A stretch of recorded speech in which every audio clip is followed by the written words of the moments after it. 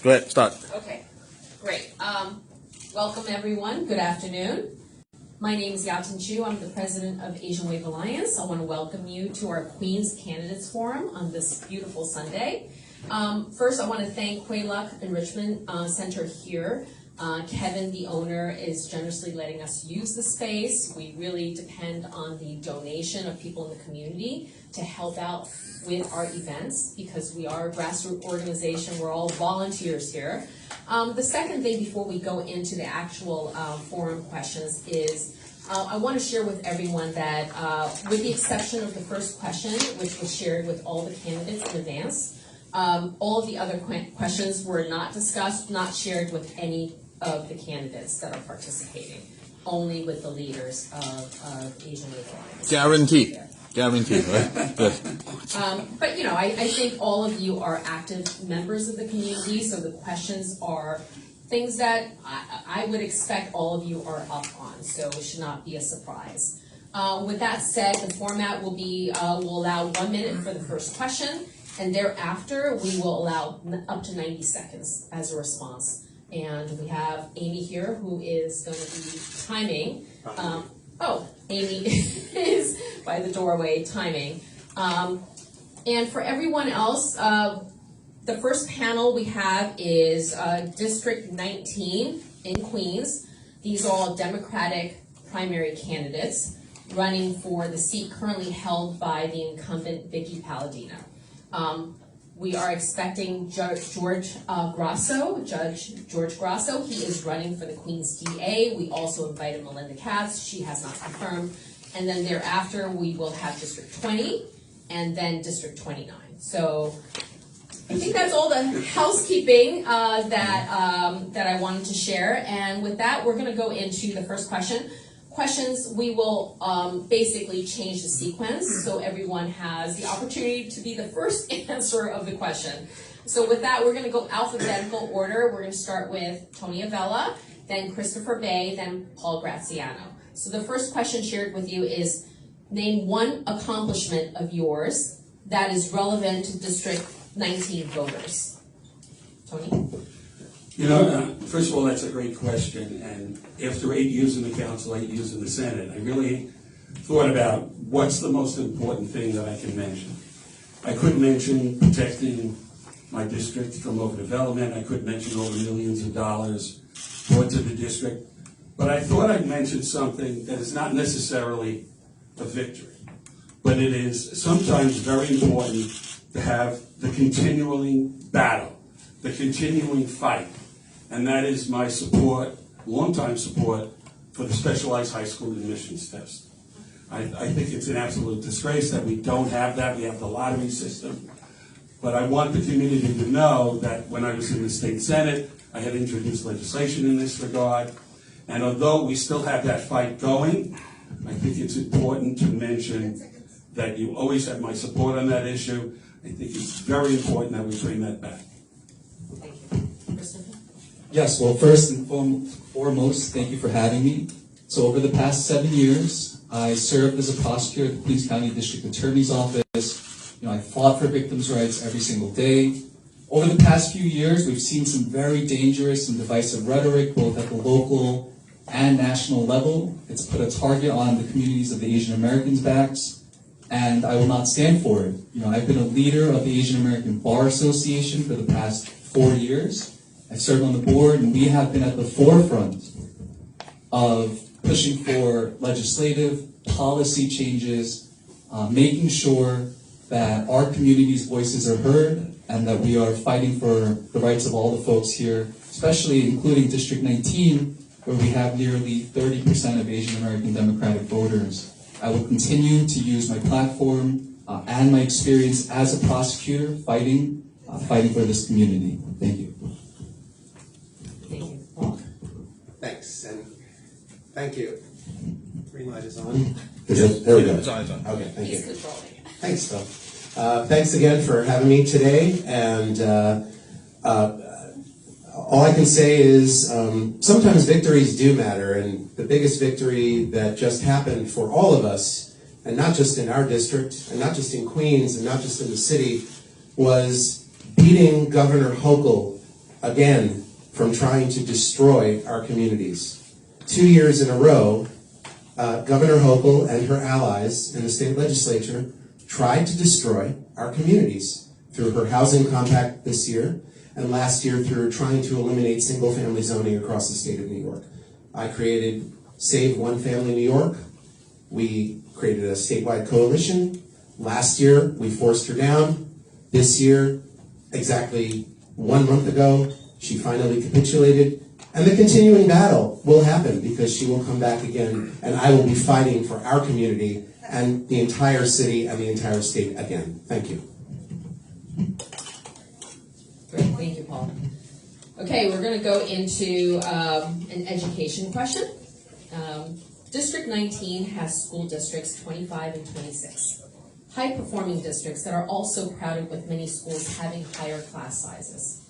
Senator John Lewis sponsored and passed a class size mandate last year. When asked where students in this area would go if they capped kindergarten classes at 20, his answer is to build more schools. Do you support this class size mandate, and how will you ensure that kids in District 19 get to stay in their neighborhood schools? I will ask Chris to go first, and then Paul, and then Tony. Yeah, so overcrowding in our district is a huge issue. And to the extent that there is this mandate and the law says we need to get the numbers down, I support that. But this will require more resources from City Hall, not less. And I have strong concerns that given what they're trying to budget for public education, that we're not going to stay on track in terms of reducing class sizes. I say we build more classrooms, we hire more qualified teachers, and we make sure that they have the resources so that all of our students get a quality public education.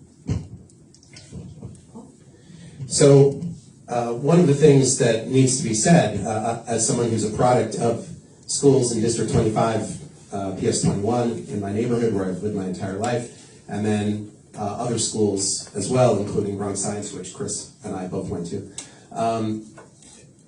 Public schools are incredibly important in our district, and we do have some of the highest performing public schools in the entire city. That being said, there's also a declining enrollment across the city in children. And our district, while it's crowded, is not as crowded as many other districts. So while we do need more school seats, and I've seen many schools, including the school I went to, elementary school, expand considerably. PS 169 in Bay Terrace also expanded dramatically. We have to be very careful where we put those schools. And as a land use expert, it is my prerogative to make sure that those schools, if there are going to be more schools, are going to be placed in the correct locations. Thank you. Well, first of all, I'm very proud of the fact is, again, former council member and state senator, I was able to bring millions of dollars in terms of capital improvements and programs for the students in our district so that those two districts remain some of the highest in the city of New York. The city is not going to make the deadline for the lower class size. That's a given. And when we talk about building new schools, from the day you talk about a capital project, from the day the shovel goes into the ground, it's at least 5 years. So the city's not making that deadline. So what do? Well, we're going to have to find additional space in other locations. We have to mandate that we have more teachers to do it. We have to find more space. But as Paul said, we have to have communication with the community in terms of where new schools are sited. I want to see an oversight of the School Construction Authority because they have the mandate to build new schools, but they don't have any discussion with the local community boards or the community. That has to change. They can't dictate to a neighborhood because what we have to make sure is the school goes where it should and not necessarily where the School Construction Authority found a piece of property to build the school. Great, thank you. No, Phil? Okay. It's your turn. Okay. I have to give it to you. All right, sure. The next Number question, number 3, will start with Paul Graziano. Governor Hochul's housing compact proposal failed, but there are discussions of legalizing basement apartments in 2 or 3 family homes. Do you support this? Why or why not? I'll start with you, Paul. Well, since I led off with what I said, obviously the answer is no. And not only is the answer no, we are still fighting this fight. We're fighting it at the city level. We're fighting it still at the state level. Brian Kavanaugh and Harvey Epstein, state senator and assembly members from the financial district, have been pushing to legalize all illegal conversions in the state of New York, particularly in the city of New York. And they have no illegal conversions in their districts. So I find it quite puzzling why they would try to impose this on our districts. Basement apartments in general and illegal conversions, people die, people get hurt, buildings burn, buildings flood. This is not acceptable. And in fact, the fact that certain elected officials think it's a good idea, they should be examined as to why they believe this is a good idea. This is actually a situation, this is not affordable housing. Let's make this very clear, it's market rate housing, and in many cases it's parasitical market rate housing where people are being taken advantage of, living in substandard conditions that they should not exist. So we have a situation where I will be fighting against that 100% as I have been and will continue to do. Thank you. Okay, thank you. And same question, Tony. I thought we were going to. No, we're just going to keep circling. I agree. You know, there's a reason basement apartments are always illegal. They're unsafe. We should not change this. If all of a sudden we were to legalize basements, you're in effect undermining the city's entire zoning code. You're creating not only overdevelopment, but you're overburdening the infrastructure. You're going to overcrowd the schools. This should not be allowed. I fought against this my entire public service career. As some of you may know, I was chair of the zoning committee of the city council, but I was in the council for 8 years. I fought against this then. I fought against it in the state senate. Going back to the city council, I can be a leading voice, given my zoning experience, to stop this from ever happening. Thank you. So I generally agree with my two colleagues up here regarding that. However, we do have a supply and demand issue. And so to the extent that we can have an oversight committee to really look into the different pockets of communities and make sure that safety is first and foremost, because we're not talking about it from a lens of there are folks actually living here, there are folks who can't afford houses anywhere else. And at the end of the day, if we were able to legalize some of these basement apartments, that is now taxable, otherwise not being taxed and not being brought into our communities. So we have to have a sensible approach, and I'm willing to have those conversations, but not in a broad strokes in the budget. Every illegal apartment is converted with no punity. That I'm not behind. Great. Thank you. Another education question, but very important to this community. Many students who live in District 19 attend specialized high schools.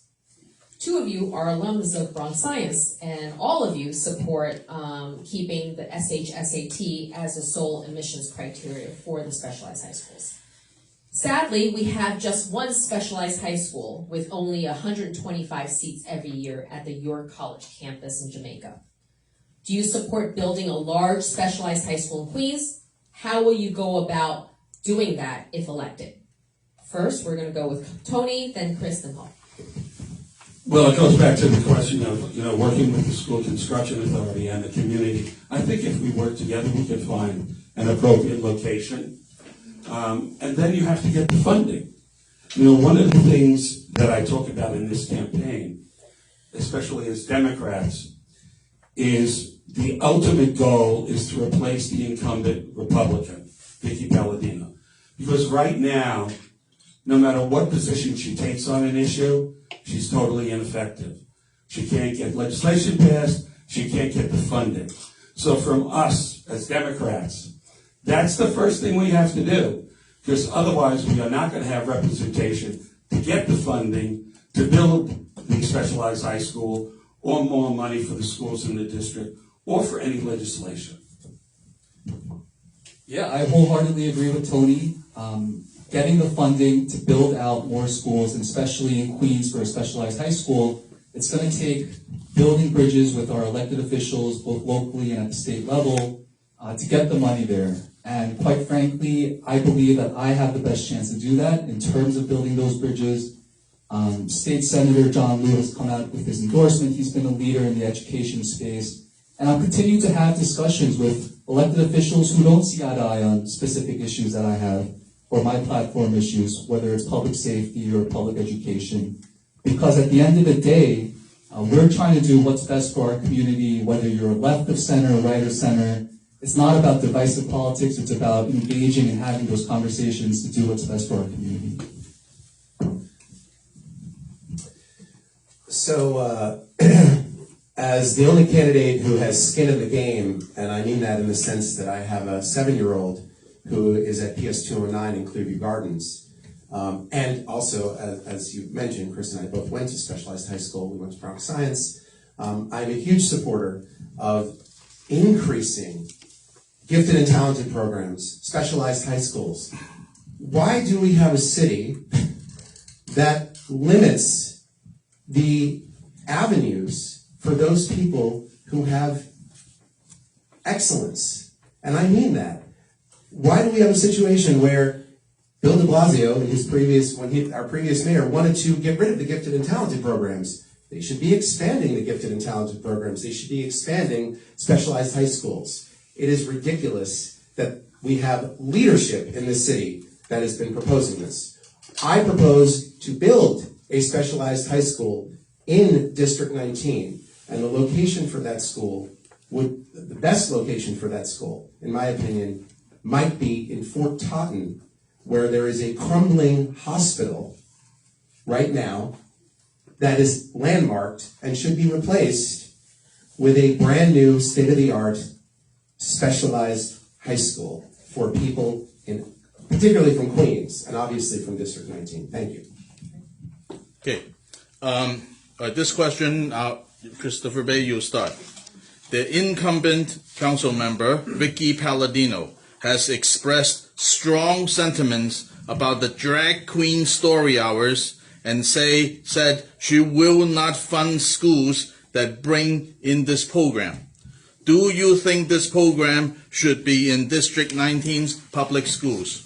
Will you fund this program? Why or why not? Well, first of all, Vicky, talking about her divisive politics, is the queen of spin.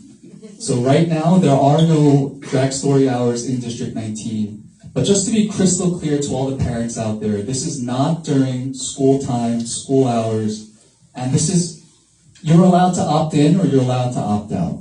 So to that extent, we should be talking about any of these issues, but especially drag story hour, from the lens of the students. If any of these students are having questions about their identity, about anything regarding this topic, we should be talking about it from the sense of, we are here to support you, that we're giving you a platform to even talk about it, to see people, to feel people.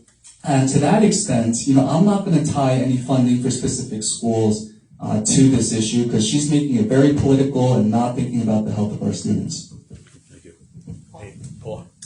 So again, here's a little story, which is that when this all happened, I actually had a conversation with my then 6-year-old son, who was getting out of kindergarten at the time. And my comment to him was, let me ask you something. What would happen if a man was dressed as a woman reading you stories in school? And his response was, that's funny. That's ridiculous. So, and then I spoke to other kids in his class, and I spoke to the parents of those kids in our class. And he's in a class that's approximately 85% Chinese as well in the Gifted and Talented program. There was no support for Drag Queen Story Hour at PS 209 in the classroom. That being said, to me, it's a situation where I have no problem with Drag Queen Story Hour being in our public libraries. Why? Because they are public non-profit organizations. They are not public schools. So I don't think it's appropriate for Drag Queen Story Hour to be in our public schools, but I also don't think they should be punishing the schools if they're going to have them at their school.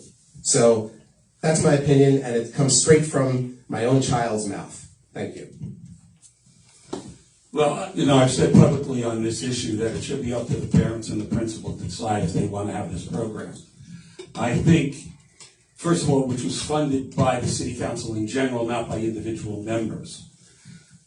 What really galls me is Vicky Palladino saying any school that may take that, she will withdraw that funding. First of all, that's a threat to the students, and second of all, she doesn't have the power to do that. But that's part of the rhetoric we're hearing from our current council member. Thank you. The latest ComStat from the 109 precinct, and I know this district has 109 as well as 111, but let's deal with one of them. But they're comparable. Shows a 50% increase in felony assaults, 31% increase in burglaries, and 113% increase in car thefts year to date. This used to be considered a safe district with a good quality of life. I grew up here since 1980, I know. What do you think is driving the surge in crime, and how do you plan to address it as a city council member? Paul, you go first, and Tony, then Chris. So I've lived in this district my entire life. I live on the same block that I grew up on, and that's almost 52 years now. And yes, it has always been considered a safe district. Meanwhile, a year and a half ago, a man walking home from work was beaten to within an inch of his life in front of my house for no reason except that he was a Chinese man.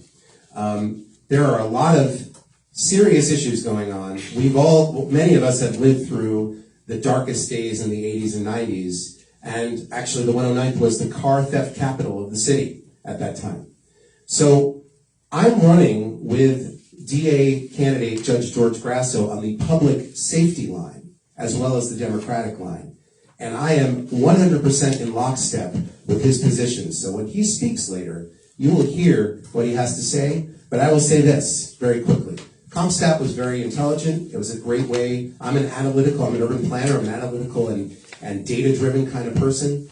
And when you've got a situation where we have, and I'm sure Chris is going to mention this, where we have all kinds of laws that have been passed by the legislature that take away the rights of public safety officers and the courts from taking care of people who should not be on the street, we have a gigantic problem. Thank you.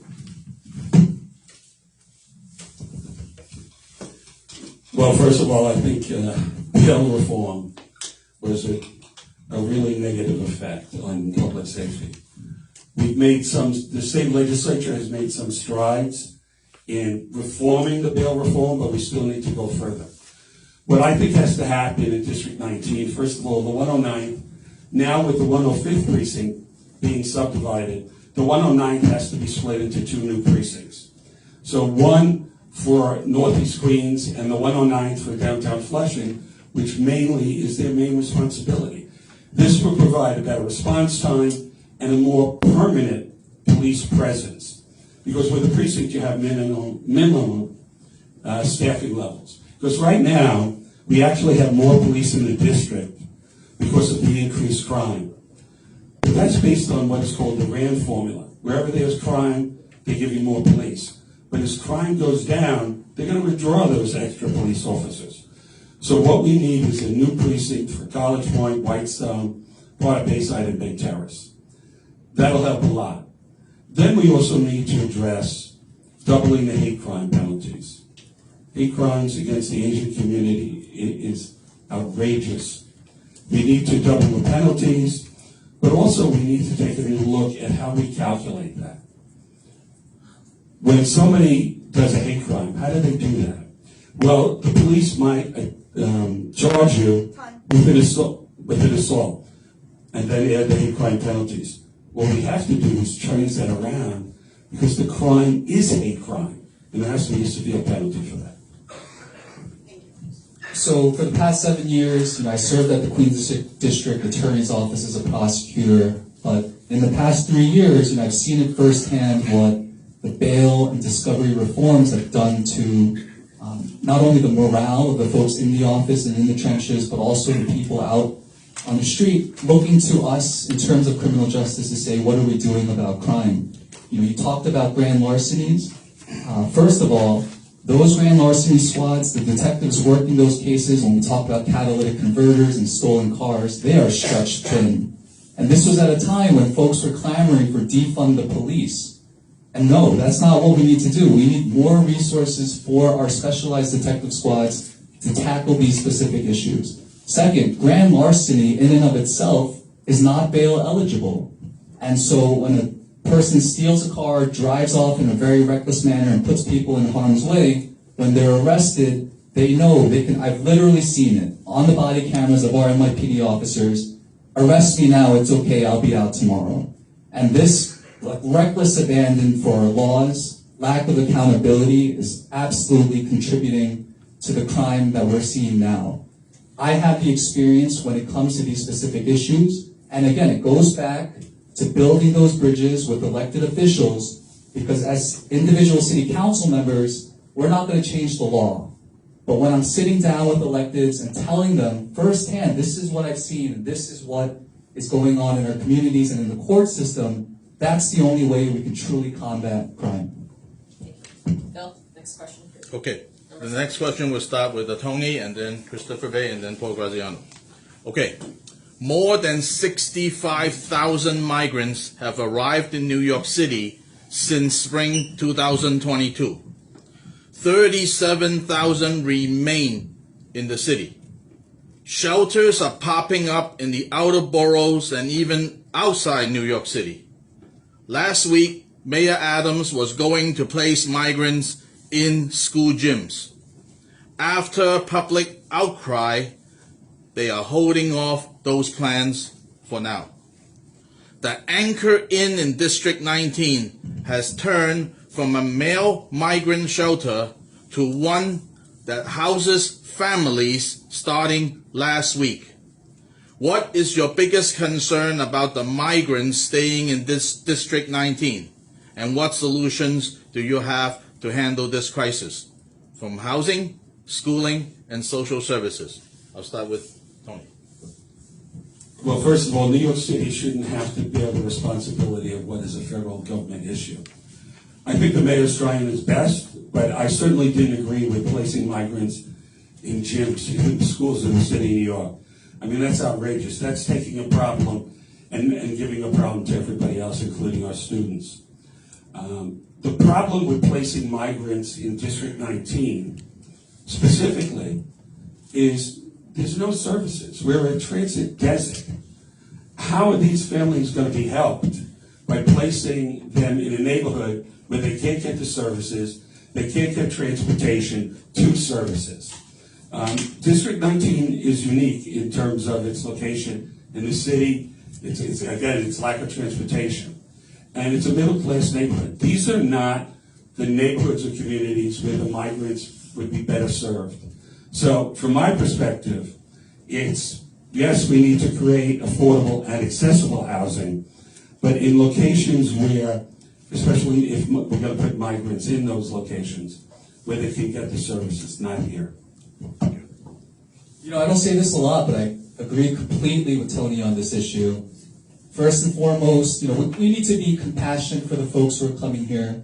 But at the same time, does District 19 really have the infrastructure in terms of transportation, the resources and the services to help these folks get on the feet? And the short answer is no. With that being said, Paul mentioned it, and there are empty and vacant buildings throughout New York City. And to the extent that City Hall can really find some buildings that are close to transportation and close to the services that these folks need, we should be fighting for that. And at the same time, Mayor Adams is in a really tough spot where, nationally, he's not getting the support that we need. We are bursting at the seams, it seems like here fiscally in New York City. We need to do something about it, but I'm not quite sure District 19 has the resources and the infrastructure to take it in.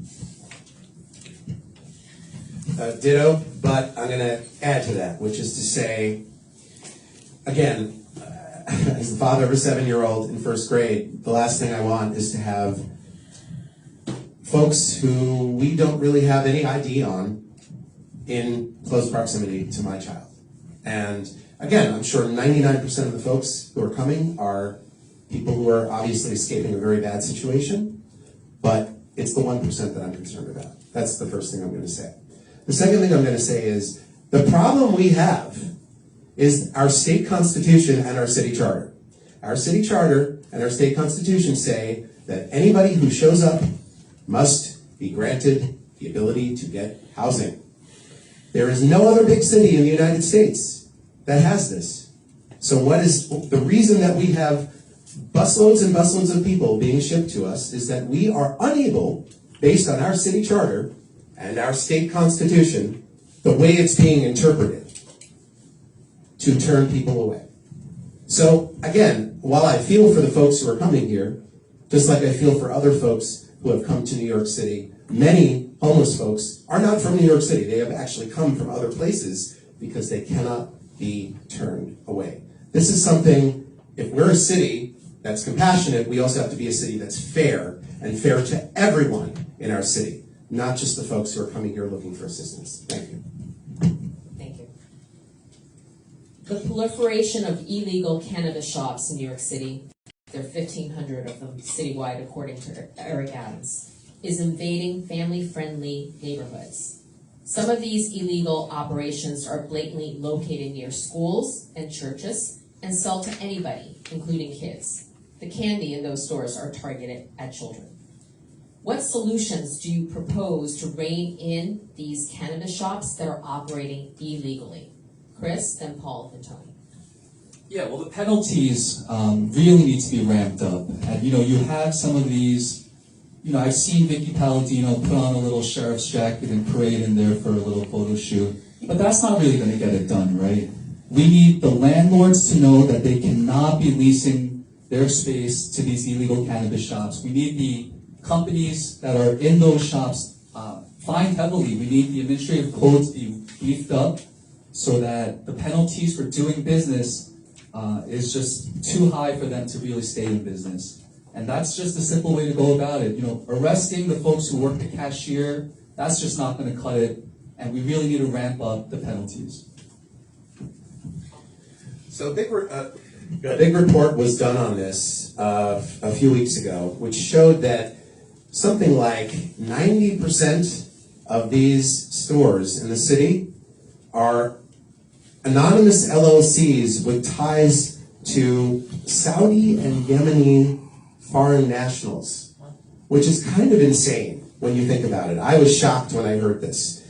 And what's happening is as soon as one of these are closing, they're opening up somewhere else in the city.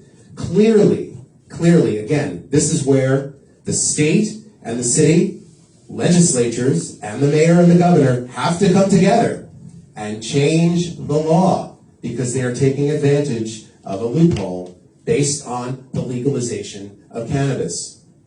That is what's going on here, and it needs to be a quick fix soon because we're in a lot of trouble. Thank you. When you first asked the question, you mentioned the illegal smoke shops. And that's the issue. There is a law on the books that allows the city of New York to go in, not only arrest the people, but then close that location for 2 years. We're not doing that. If we did that, the property owner wouldn't even think about renting to these locations, because even when they're gone, they wouldn't be able to open up any store for 2 years. That would be a significant penalty, but we're not enforcing that law. We have to give the police more support, and I support the police 100%. The ability to go in, make those arrests, and then the city go after the property owner. And we should have a special task force to do that. I think the mayor just came out with something just recently. It should have been done earlier, but if we give the police the resources, and the city and the Department of Buildings and Consumer Affairs and the other respective agencies, including the Department of Buildings, the ability, we can shut these places down because the financial burden will then be on the property owner, and that property owner will think twice before ever doing this again. And any other property owner in the city. Next question. Okay, Number 9, and we'll start with Paul, and then Tony, and then Chris. Chris. Okay, here's the question. Mets owner Steve Cohen wants to build a casino at Citi Field, while the state legislators have to first pass the bill to permit development on this state property, led by Assemblymember Aubrey and Senator Ramos. It will then be in the hands of the City Council. Would you support development of a full casino just minutes away from downtown Flushing? If yes, what do you see as the upside for your constituents? If not, what are your concerns, and would there be anything the developers can do to overcome those concerns? Paul. So I'm the head of a group called Save Flushing Meadows Corona Park, and I have been fighting to protect the parkland of Flushing Meadows Corona Park for over 15 years. A decade ago, Tony Avella and I actually, Tony was the lead plaintiff on a lawsuit to stop the former owner of the Mets from building a giant mall on this same property, which is public parkland. And we won that fight. I was one of the 27 plaintiffs. 10 years later, actually 5 years since the court case is over, I am still completely opposed to building on public parkland. Tony Avella stated that he was not against it 2 months ago. Last week he stated he was against it. The problem is, and by the way, I'm the only candidate who was at the town hall meeting with Jessica Ramos on Friday, where I spoke out and said, how can you give the 95th richest man in the world a property that's worth $750 million for free to make $500 million a year on the misery of the people surrounding these communities? This is unacceptable. This is parkland, public parkland. It is all of our property. It is not the property of Steve Cohen. It is not the property of our elected officials. And the elected officials believe that it's their property. They should be thrown out of office. Thank you. First of all, let me make some corrections there.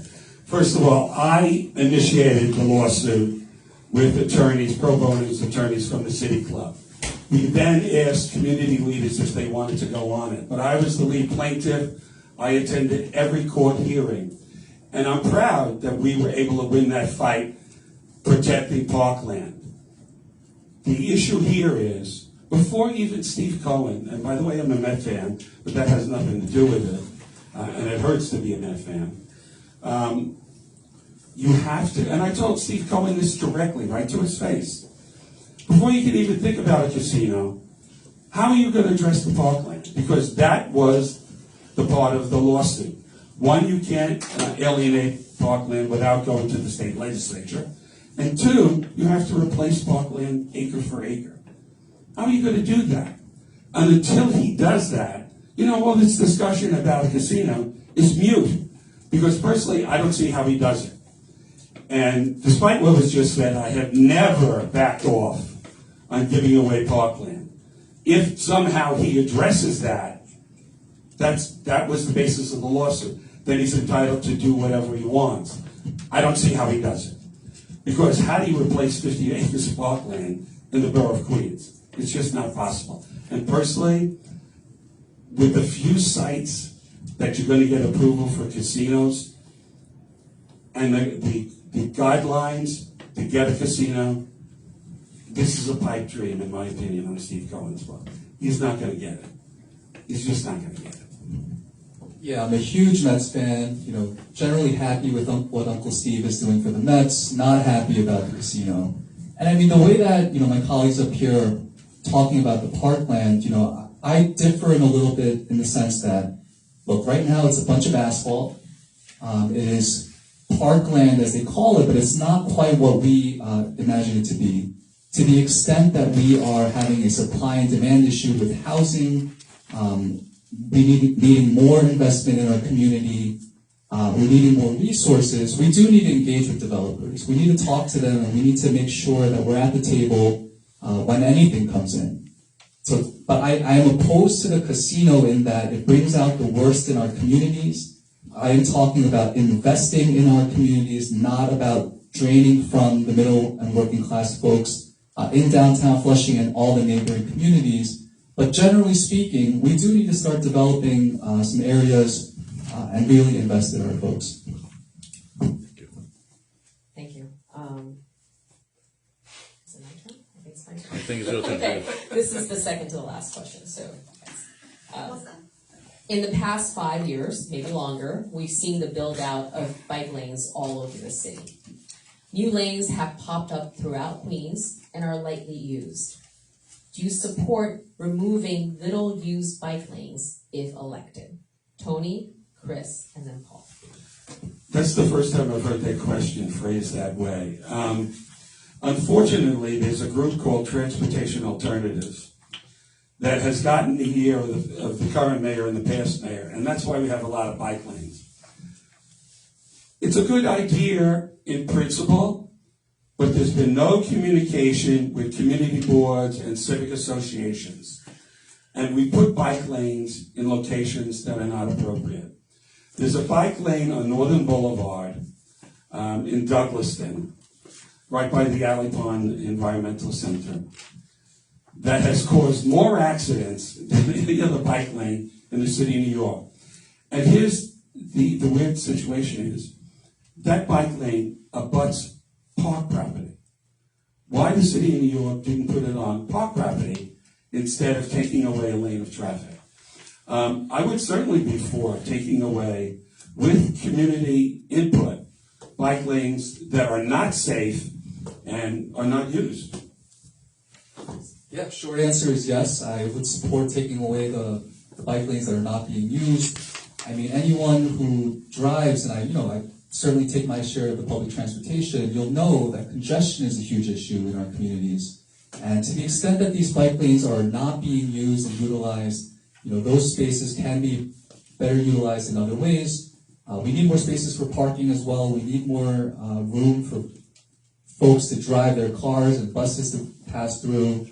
And, we need an agency to kind of do what's the lay of the land to see where we are and what's used and what's not used. And we should start taking away specific bike lanes. So first of all, I want to say I'm a biker. I'm someone who bikes a lot, and have for decades and decades. That being said, what we call the Department of Transportation Alternatives, which is the way it is at this point, because literally Transportation Alternatives people are sitting in at DOT meetings on a regular basis. And I've actually spoken to various council members about this and their staff, and they are shocked that Mayor Adams continues this process that started under Bill de Blasio. This is a private organization, and they're sitting in on all of the meetings with the Department of Transportation.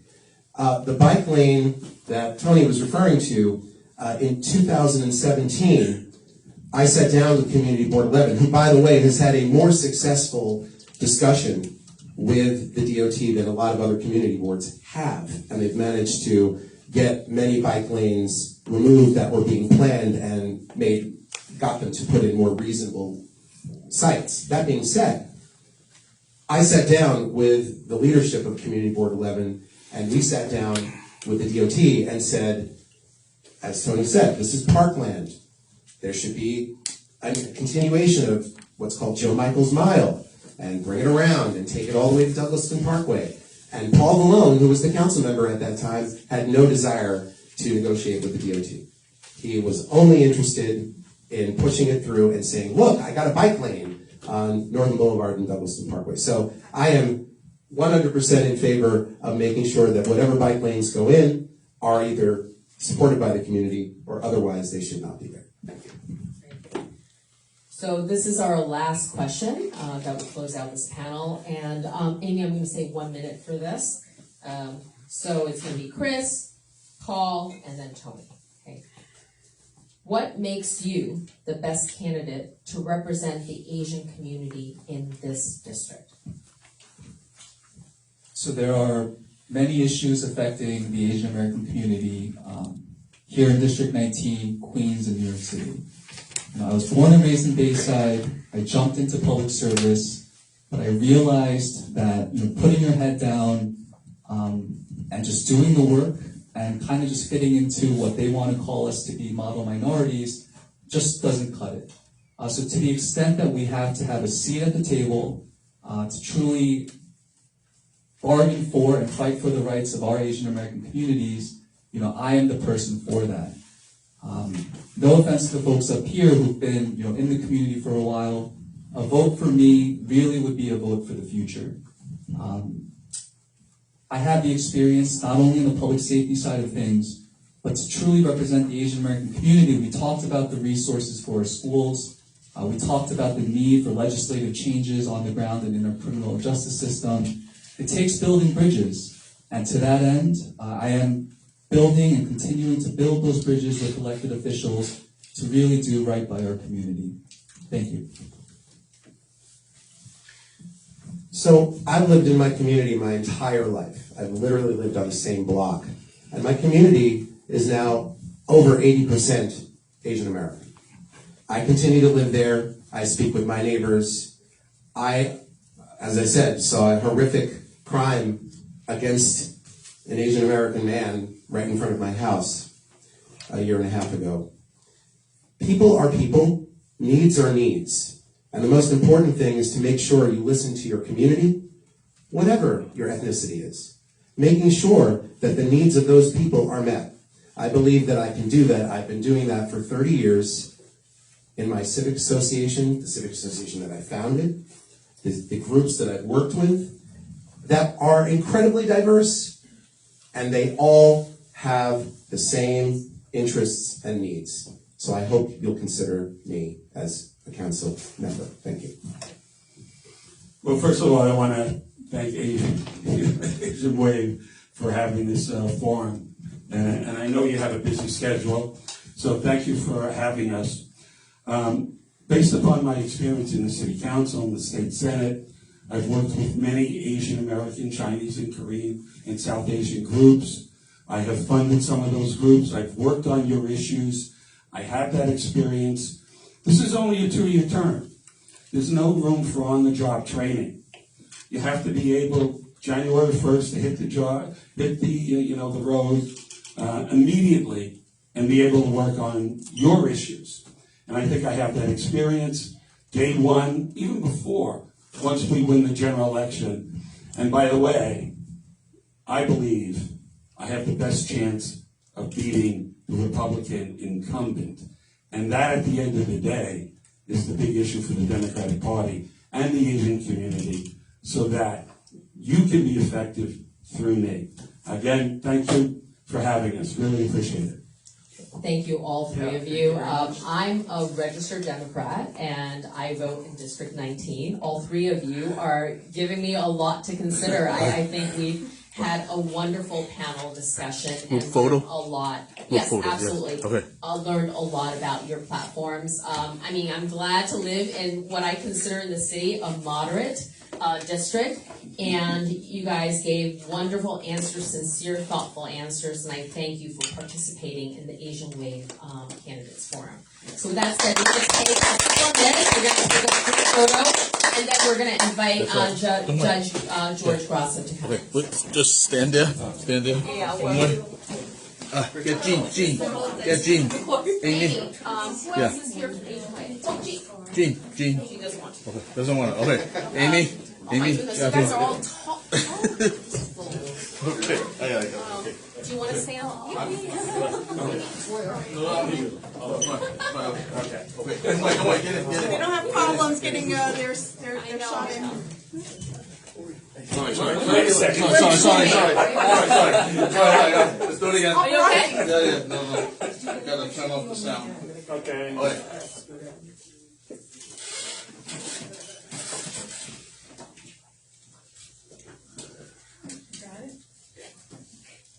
Good? All good?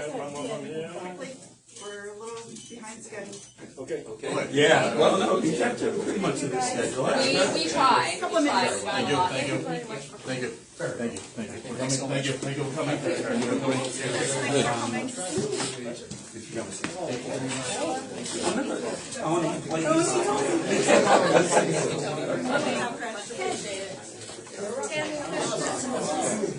How are you? So, Yes, Bill, do you want to ask a question? yes, sure, I can do it, 20 minutes, I'm fine. I'll take that, okay.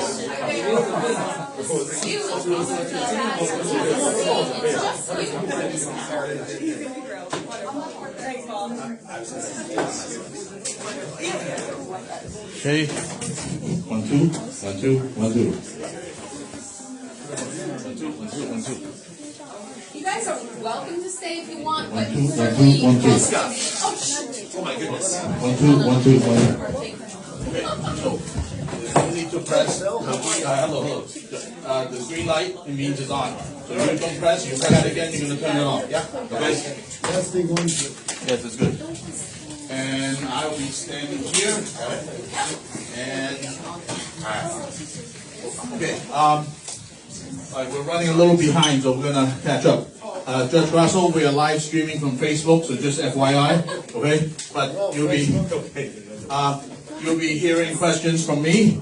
The time, who's keeping time? Amy? Oh, is Amy? Is Amy here? I can. Oh, you but keep time. he really has all the. That's right, you really have all the time you want because you're, But yeah. we like to get a few questions in before we go to the Yeah. next panel. So I have I don't questions. think you have to worry about that. All right, and then if the audience has any questions for Judge George Grasso, feel free. When he's here, he is ready, right? So again, thank you, Judge Grasso, for coming. And unfortunately, the incumbent District Attorney Melinda Katz did not reply to our invite. So, however, Judge Grasso was one of the first to respond to our emails. So thank you, Judge Grasso, for making time to come. All right. Without further ado, I'm going to start. Judge Grasso, if elected, what is the first thing you would do in the first week of office as Queens DA? First of all, I have to thank you for the opportunity, if I may take a moment to do so. I really appreciate this. I think that the Asian wave has become a major force, not only in Queens, throughout New York City. I happen to be here for in the next room for the majority of the previous remarks. Your questions were pointed, they were relevant, and everyone deserves to hear the answers. I think it is Melinda Katz, the incumbent DA. She's not disrespecting me. She's disrespecting all of you in the entire Asian community when she doesn't even respond to your invitation. So, having said that, the first thing I'm going to do is I am going to let the entire borough of Queens know that we are taking criminal justice and public safety seriously in Queens again. That victims and victims' rights are going to be a centerpiece of my administration. The days where cases that we have long-term convictions and they're dismissed without victims and their families being notified in due time before we make those decisions and take those actions will be over. The days where victims have cases in the criminal justice system for horrific assaults and the victims of horrific violent crime, and they can't get straight answers from the district attorney's office as to where their cases are and what the status of the cases are.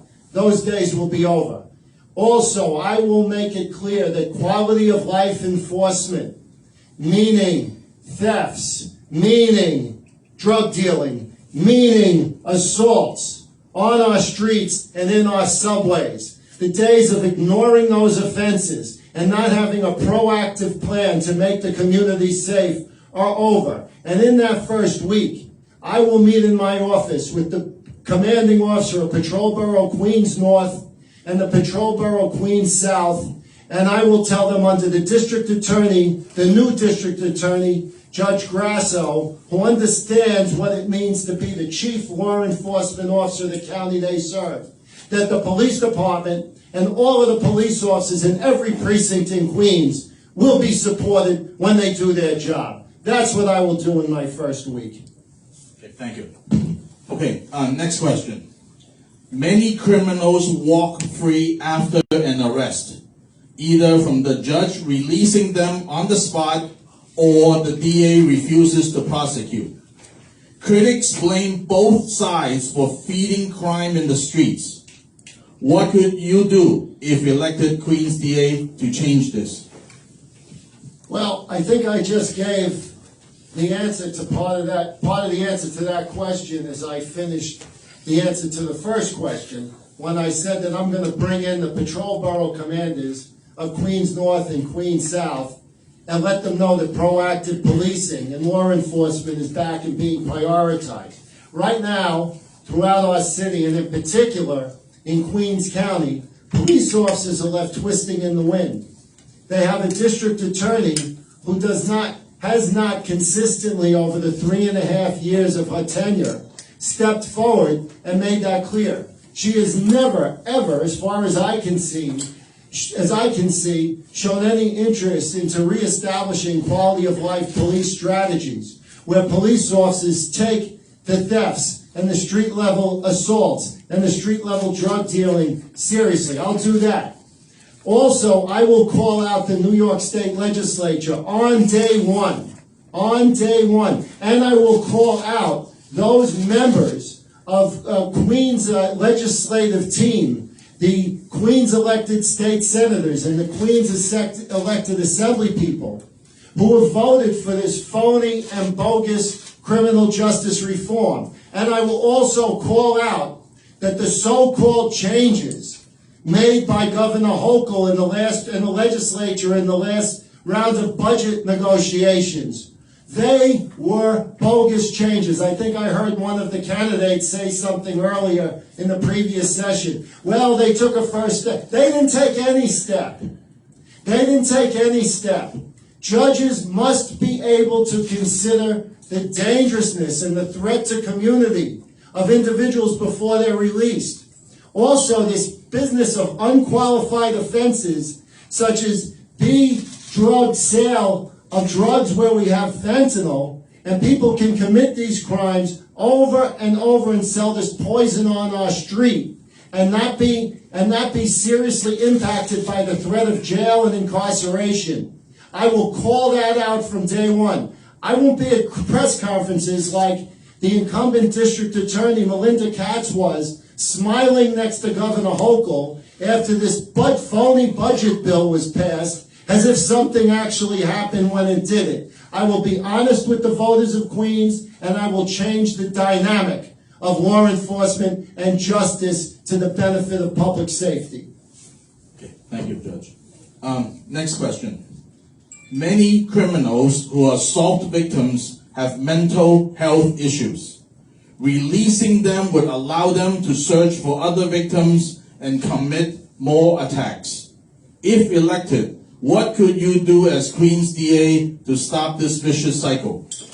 So go to my website, everybody who's listening, hit platform, and you will see one of my lead platform items is to create a mental health bureau in the district attorney's office.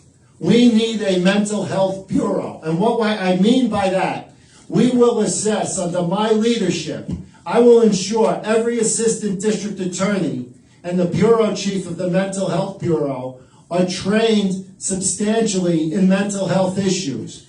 We will evaluate appropriate cases in our office to see what leverage we have in resolving those cases to get individuals who are assessed to have serious mental health issues to agree to and participate in treatment, of course involving their defense attorneys. Should they agree as district attorney, I will bend over backwards to put them on a better course so it's less likely that there's violence against the community in the future and their issues are resolved. However, if they don't cooperate with my office, if they don't engage properly with the mental health services they need, if they commit new crimes, or if they weren't, I will put them in jail. That's how I will do it. Okay, thank you, Judge. Next, if elected, what can you do as Queens DA right away to stop the illegal smoke shops from selling cannabis or weed to the kids? The number one thing we need to do, I have, as I think people are aware here, I have a remarkable base of experience to run for office of district attorney. I started as a foot cop in Jamaica, Queens in 1980, and I rose to first deputy police commissioner in the course of my 30-year career. Then I was a judge for almost 13 years, most recently the administrative judge in Queens Supreme Court criminal term when I left to become district attorney. In the course of that career, I was the deputy commissioner of legal matters for the NYPD for 5 years between 1997 and 2002, the chief counsel for the NYPD. We had a unit of 40 lawyers, the civil enforcement unit. We, under my leadership, I'm proud to say, we eviscerated the so-called crack houses around the city. And by the way, crack is coming back under the insane leadership that we're seeing now from the New York State Legislature and the New York City Council.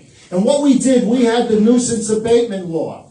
And if we had 3 violations of law in these smoke shop establishments, in these crack houses, we had the presumptive ability to shut those places down and renegotiate with the landlords to ensure that they would reopen a legal business. It was amazingly successful until about in the de Blasio administration, the geniuses at the city council, and I'm obviously being sarcastic when I say that, went a long way to eviscerating the nuisance abatement law, making it much, much more difficult. And I give our current sheriff, Anthony Miranda, who I also worked with in the NYPD, I give him a lot of credit for doing the best he can to shut these places down under existing law. But on day one, I will be right at the city council to restore the nuisance abatement law to where it was under my leadership in the police department. And I will make sure that all of the Queens voters and residents know the position of every city council member from Queens on the council when I attack that issue. On the parallel track, I will work hand in hand with the sheriff to impose the law to the extent we can and hold the perpetrators of selling illegal cannabis or anything else illegal out of those smoke shops in Queens County. And here's another problem with that. It's bad enough that they're circulating illegal cannabis, and who knows when they come out of these illegal establishments what the additives are. Even if they could possibly put fentanyl in, and they're selling it to our children. That cannot stand. That cannot stand. So we need to make sure that all of and another thing I will do, I will make sure that every smoke shop in Queens is made aware. We'll have representatives from my office, the sheriff, and the NYPD visit each establishment and let them know where we are watching them closely, because we also know that these establishments are hotbeds for shootings. We had a young teenage boy in Queens very recently, in the last couple of months, shot and killed while he was at the counter in one of those places. They take teenagers and they give them jobs in these places and they get murdered.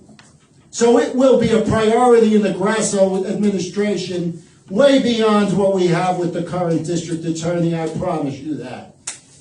Okay, thank you. Lastly, would you like to sum up that what makes you the best candidate as Queens DA in Queens?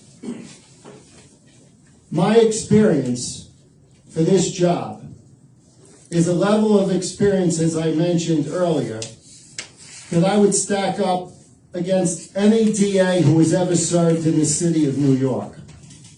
As compared to the fact my opponent has a non-existent level of experience for this job.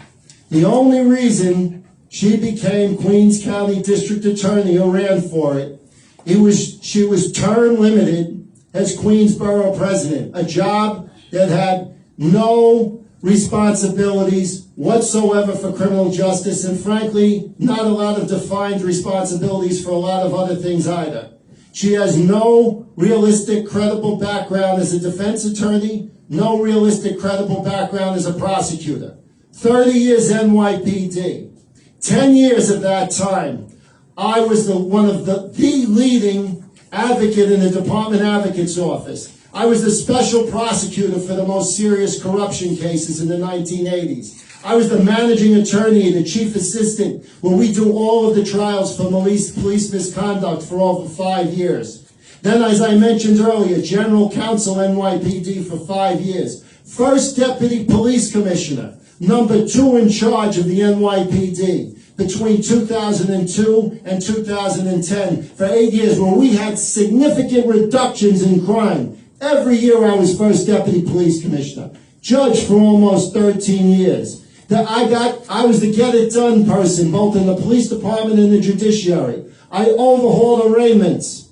I overhauled outstanding backlogs of misdemeanor cases over a year old in the Bronx. I created youth programs in Brooklyn that were emulated throughout the city. I created opioid courts in the Bronx to meet people where they were with mental health and substance abuse issues in the Bronx that I was charged with pushing forward citywide. When I went to Queens, we had a situation in Queens in 2021 where we would do 1 or 2 trials a month, jury trials.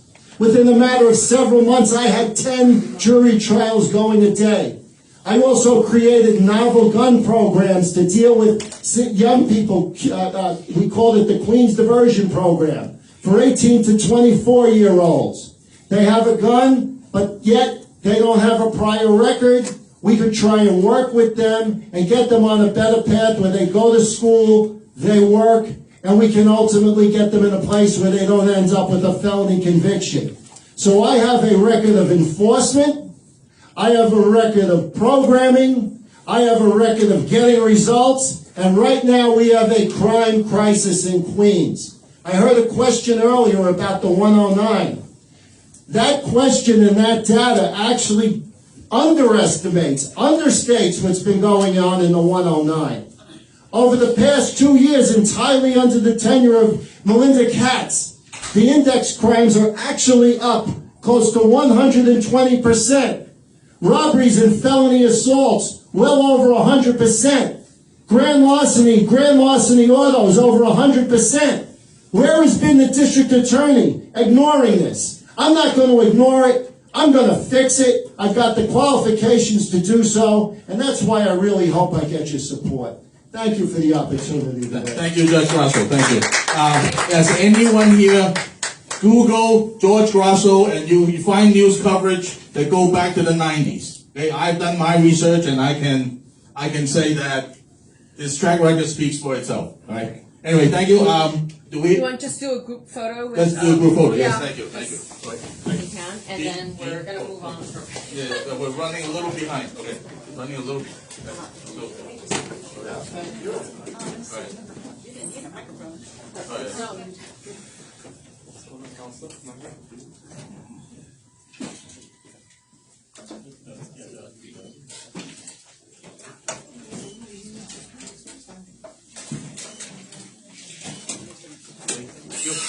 Thank you so much. Thank you so much. Thank you. Absolutely. Okay, so let's the next. Okay. Okay. Yeah, that's right. I'm fine. Wait. So take that out. That's on.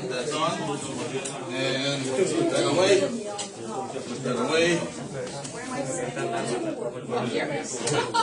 You can stand over there, or I'll be standing here. Do you want to take us a film? Yes. You have recording, right? Yes, we're still recording. Okay, so. Yeah. Sure. Okay. Whichever one. Go ahead. What other one? Do you want to? That's your There's mic. only the two of you, so we can pull out a chair. That's your mic. Okay. That's your mic. You can stand over there. Okay.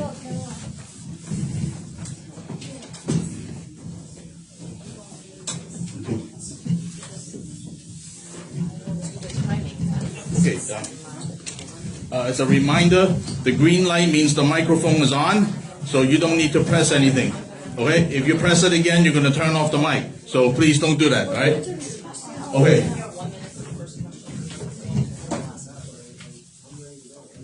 Okay, you want to give the intro?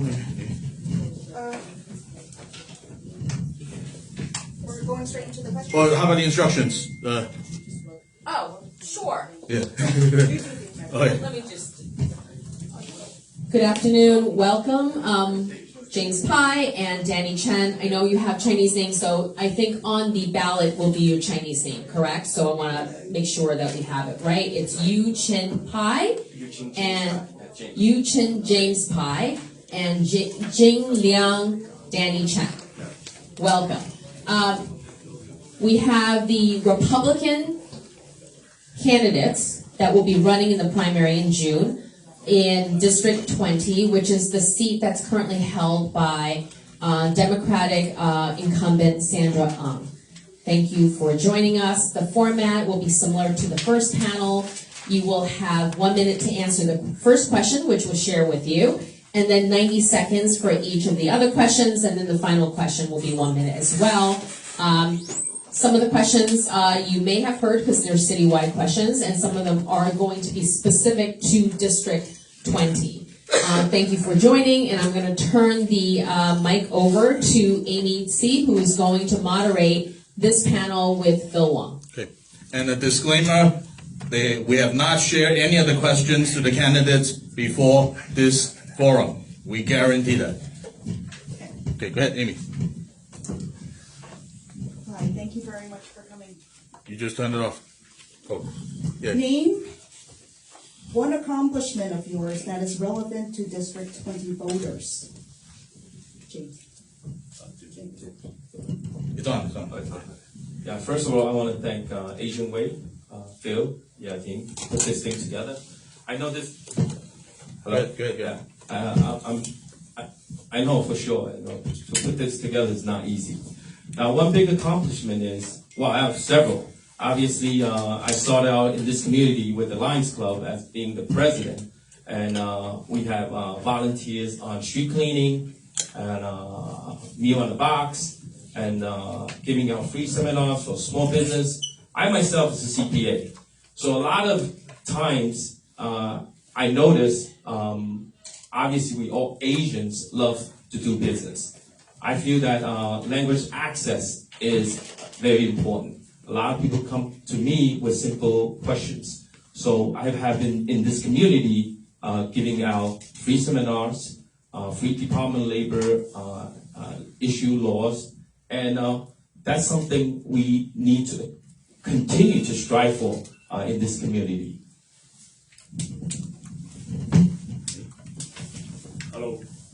Hello everyone. Good afternoon. My name is Danny Chen. I'm a Republican candidate for District 20. A family man, a husband, and a father of two. A pastor and a community activist for a long time, you guys know. And I always protect, empower, advocate our values.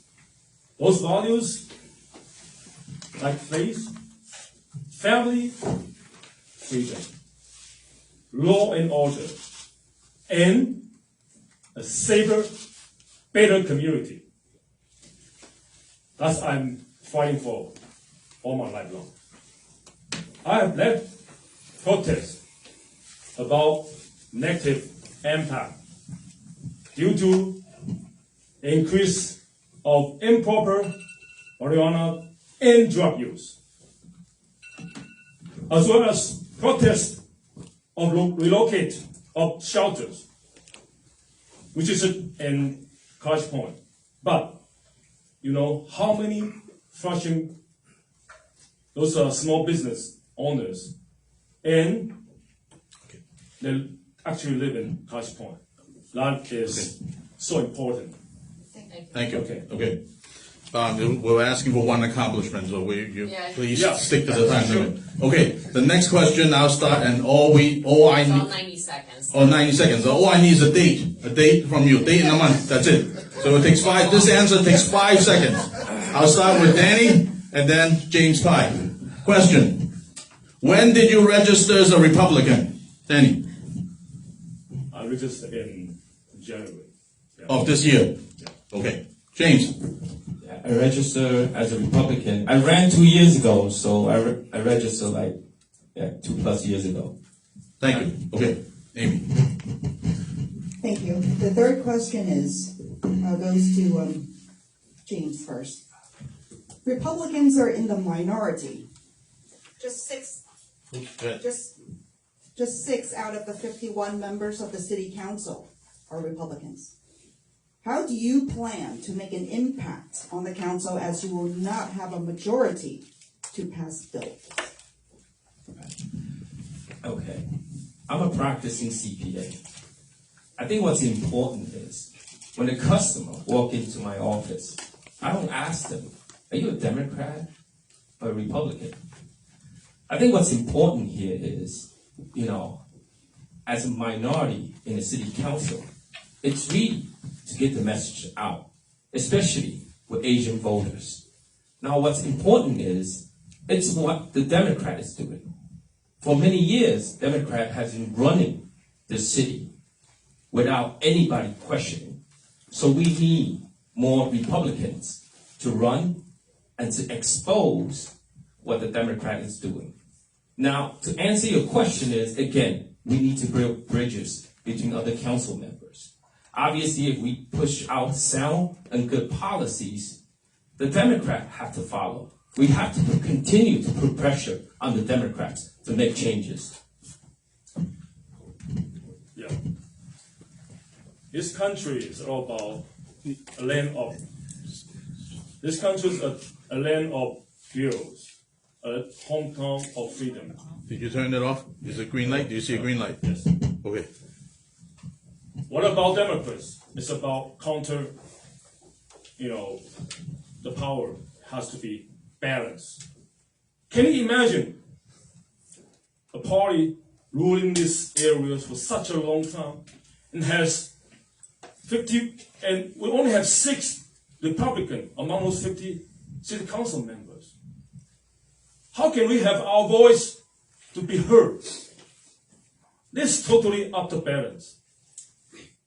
And the democracy is about to hear what the people think, what the people need. Right now, the Democrat Party control and its city council. Average people, their voice cannot be heard totally. We got so angry about that. When every time we go on the street, we talk to people. They said what they want to do, but they never go. They never do it. They never make fulfillment. That's why business up so much. And it's time to change. To let people know. Their voice, sure. Their voice should be heard without any doubt.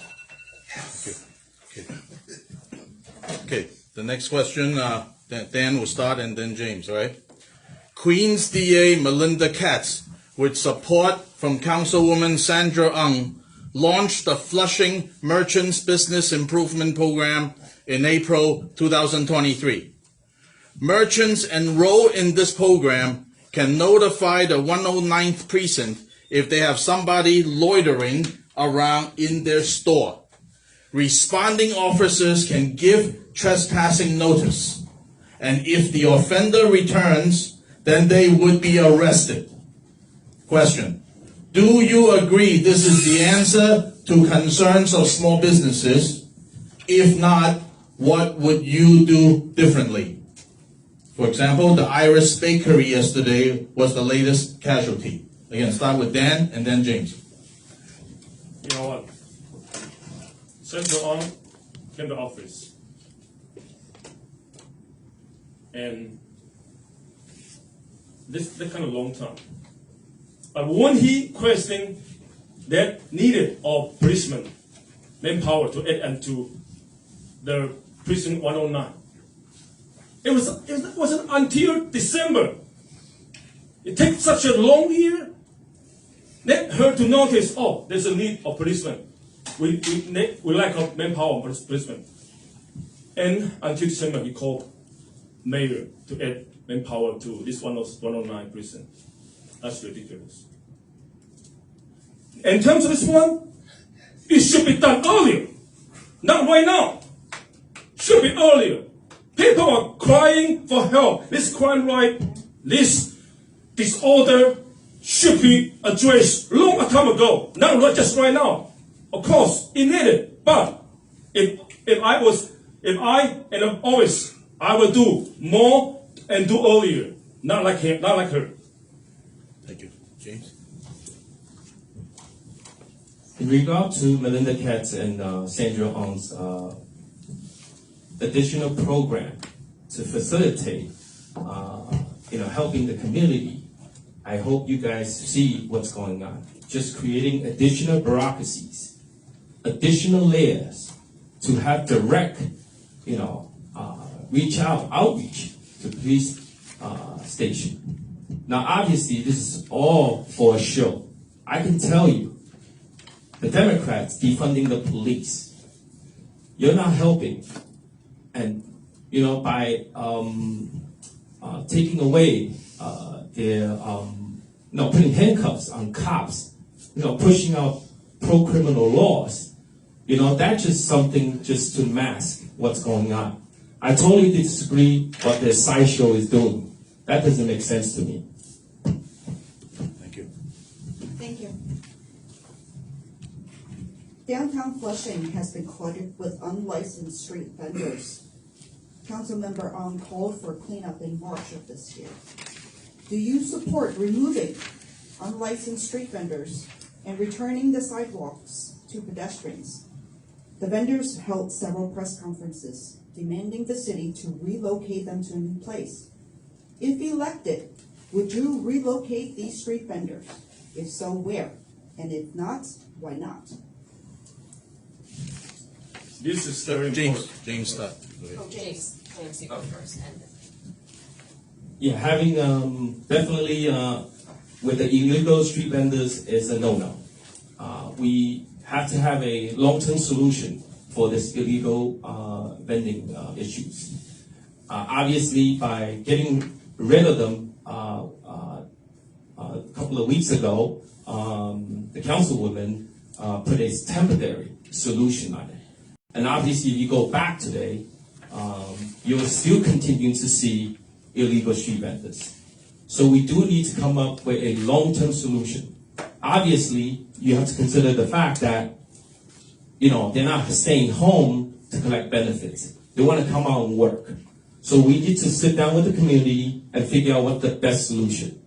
And the best solution is to have a plan to have them pay taxes, pay rent, licensing fee, and on and on. And this is something I would do first thing when I engage and I get elected in office. Yeah.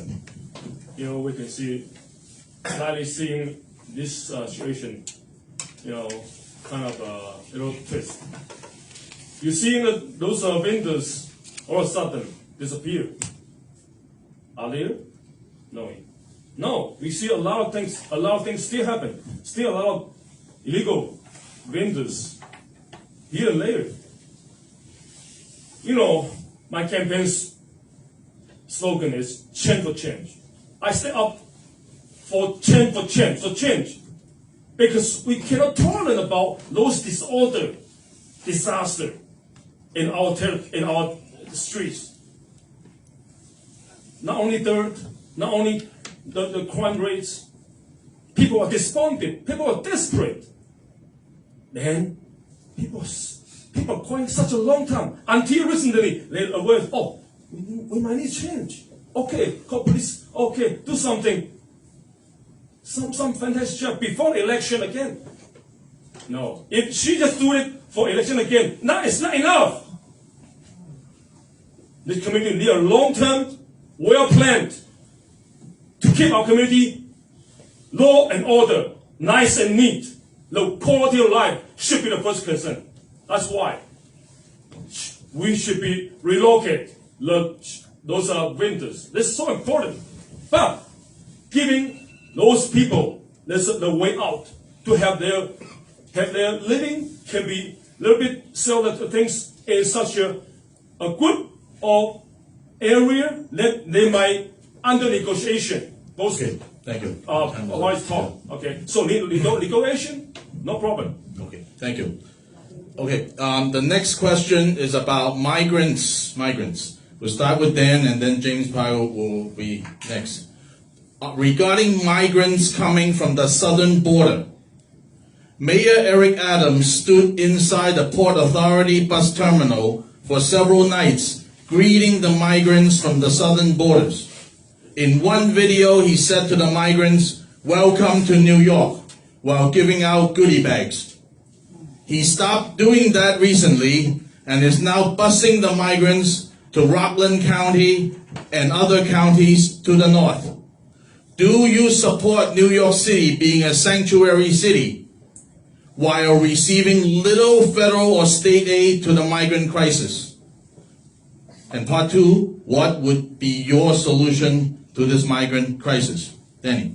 I want to ask Mayor Adams, are you a mayor of everyone, or are you a mayor just part of them? That's a serious question. See, we are hardworking. We are hardworking people. We raise our kids in this community. You suddenly, all of a sudden, put those things, those different, overwhelmed peoples we don't know into our communities, occupy the restaurants, occupy the hotels. Not even that. They pay them, one night over $200, $300, even some $400. That's ridiculous. Who's the money given to him to do it? It is all a tax payers' money, not his money. He's the mayor, so should we consider our mind, our opinions, not just you want to relocate. He can have not kind of situation. You welcome he's standing in that place, not representing me. No. What's your solution? What's your solution? The solution, that is the federal solution, though. It's not only the city level, though. So we have to call the federal level to act on that borders has to be secured. That's the reasons. That's the problems. That's the problems.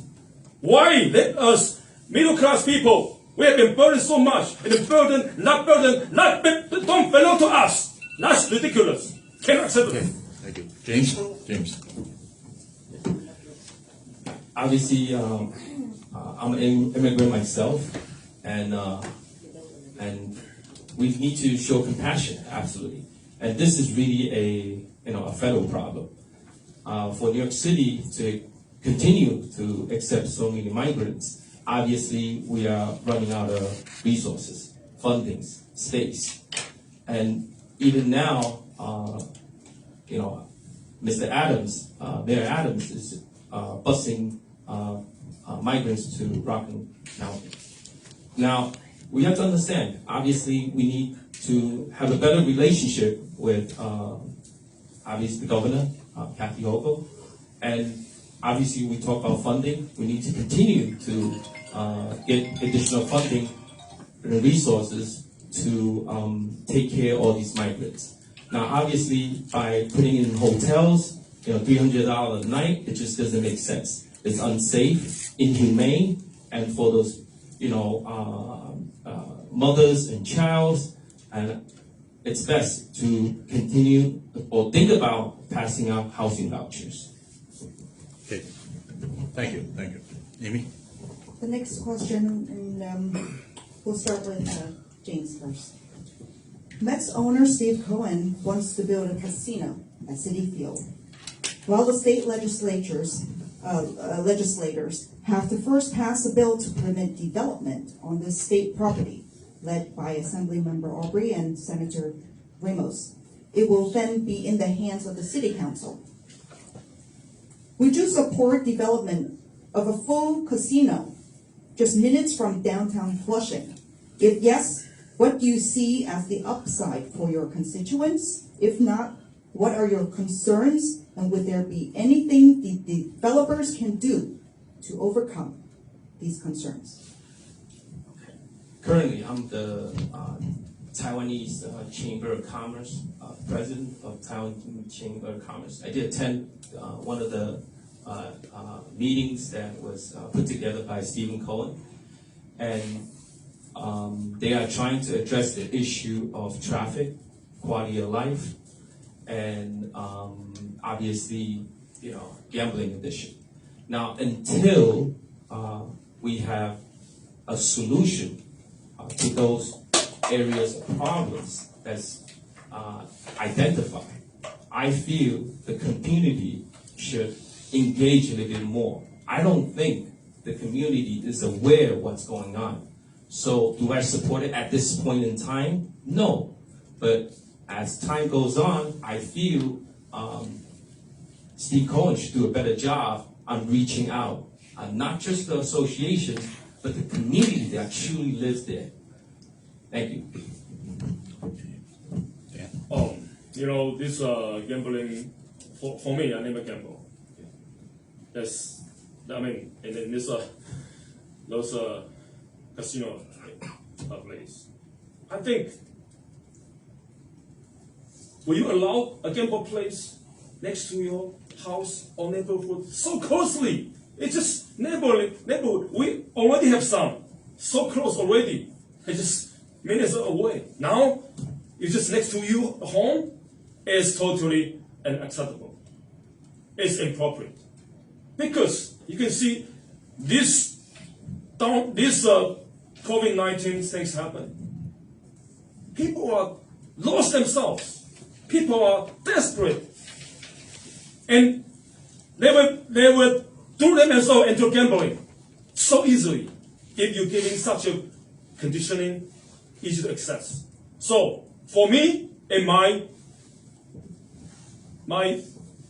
relatives and my friends and the future to come, my descendants, I will strongly oppose that there will be such a easy access among this territory of Flushing. We call it home. We call it our hope in Flushing. We live here. We have our business here, and our people, our kids don't live down the road. So it's totally unacceptable. Okay. Those greedy didn't add up to these problems. They just create more problems. Okay. Thank you. Next question. Dan will answer first, and then James Pye. The proliferation of illegal cannabis shops in New York City. There are 1,500 of them citywide, according to Eric Adams. These shops are invading family-friendly neighborhoods. Some of these illegal operations are blatantly located near schools and churches and selling to anybody, including kids. The candy in these stores are targeted at children. What solutions do you propose to rein in these cannabis stores that are operating illegally? Dan, you go first.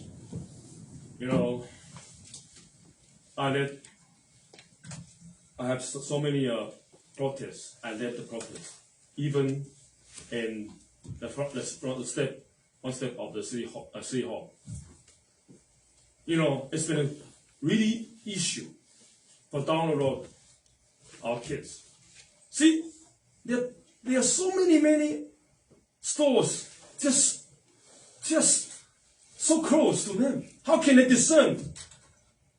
I'm a father of 2 daughters, 12 and 16. Every time I pick up her on the way back home, I see so many stores. That's everywhere. You just never know what they're doing there. And see, there's so many products. The design is so fancy. How can the kids, even I don't know what's that. How can a kid tell what is a candy or what is a cannabis? What is? It's totally goes wrong way. Our kids been ruined in drugs, in marijuana, and cannabis. Where is the future? That's why I stand up and say no. The registrations don't get a door to those greedy people. No way. Have to be changed. It's time to change and wake up. Act on. Thank you. Okay, James? Obviously, with illegal shops in general, not just cannabis, I think the landlord should do a better job on screening them. Most of the time, I have customers that's in commercial real estate. They will ask for their commercial insurance, and I think we should have the landlord bear some of the responsibilities to making sure they have proper licensing. Now, for some reason, if that falls through the cracks, obviously, the enforcement from the Department of Consumer Affairs should be penalizing them, fining them, huge fines. Now, if this continues, we should arrest them and let them know how serious to operate something that's illegal. Thank you. Thank you. We're gonna start with James. I get the James questions. In the past 5 years, we've seen the building out of bike lanes all over the city. New lanes have popped up throughout Queens, but are lightly used. Do you support removing bike lanes that are not used if elected? Okay, it's wonderful to have these bike lanes. Obviously, we all are from New York City, and I guess there are just more other questionable, not just unused bike lanes. Now there are bike lanes which bikers are going the opposite side of the traffic. All those stuff we need to address. I think a couple of times I went to Chinatown and on Grand Street, I almost got run over by these messengers. So, obviously, if neighborhoods that require no bike lanes, definitely we should eliminate it.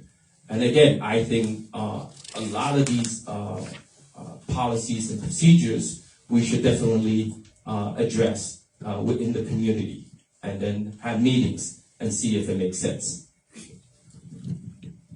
Yeah, it's a good thing to bike, but not everywhere, especially in such a, traffic area. I would suggest there's some and good bike lanes around the park. That's fantastic, beautiful. But, when every time I came across to in New York City, why bike? I put a flower there. You may remind some bikers killed there. Every time I pass the kind of place, to remind me, life's so precious. Some people, they might lost their life, and then so strongly urge, don't put those bike lines too much. I'm not totally, says avoid to do that, but put it around the scenery place, around the park. Let people enjoy it. And sometimes I enjoy it. I think some bicycling. That's good, but should be very clarified. Don't let them have chance to hit other people's and also to do something bad to themselves. Life's so important. I see they're biking so fast. You don't even see it. And some people are walking slow. How about seniors? So many in our communities. Many seniors got hit too. They can result in fatal. Plus, what a pity. I don't. Okay, thank you. Okay, Second to last. second to the last. Okay, you two parts. You answer the first part with yes, no, and then I have a follow-up. Dan will answer first, and then James.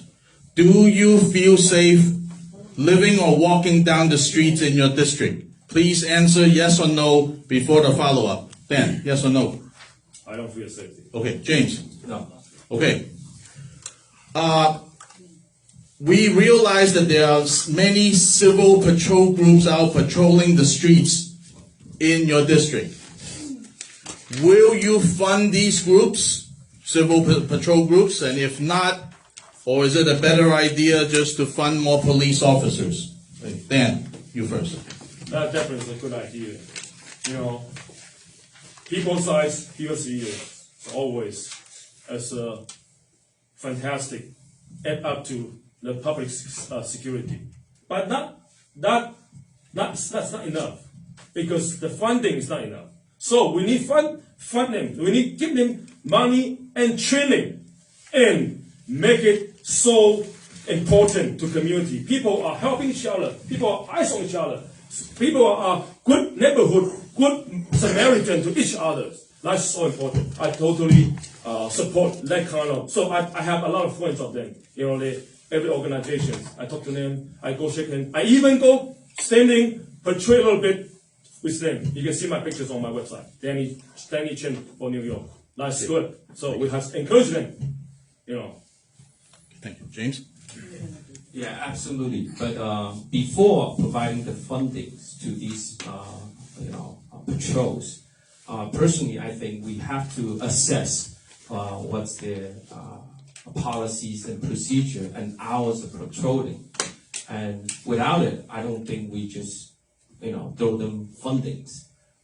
Especially, my understanding in Flushing, we have 3 different patrolling groups that's around. So funding, absolutely, but we need to know exactly what's their policy and procedures and the hours that they're patrolling and the route that they're going. Thank you. Thank you. This is going to be the final question, and it's a 1-minute question. We'll start with James. What makes you the best candidate to represent the Asian community in this district? I came to this country 40 plus years ago, when I was 8 years old from Taiwan. Just like any other first generation immigrants, my parents works hard in a sweatshop, trying to provide ends meet. Now, it's really sad to see what's going on. People are getting robbed, stabbed, and beaten in broad daylight. I'm one of you.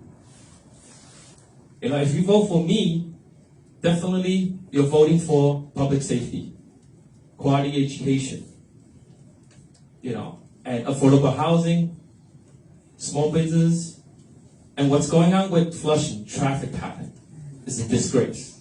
We're literally driving many small business out of outer rim. You're not lowering all these small business property taxes. So on June 27th, everyone wants change. And I feel I am more experienced to beat the incumbents. Support my campaign. Thank you so much. Dan? Yeah.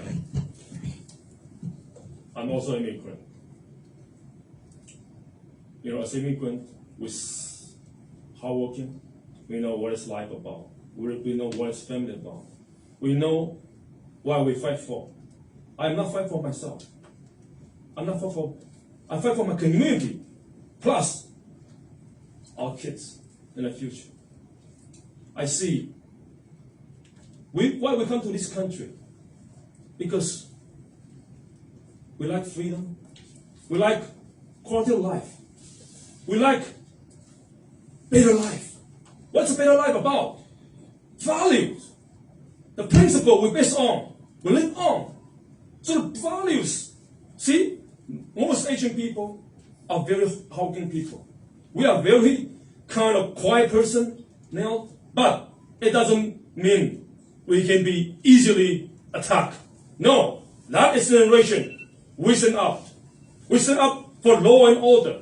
We stand up for community safety. You vote for me, you vote for change. Vote for change. My name is Danny Chen. Change for change. You vote for Danny. Danny is going to represent your voice, the better replace the better voice you voice in city council.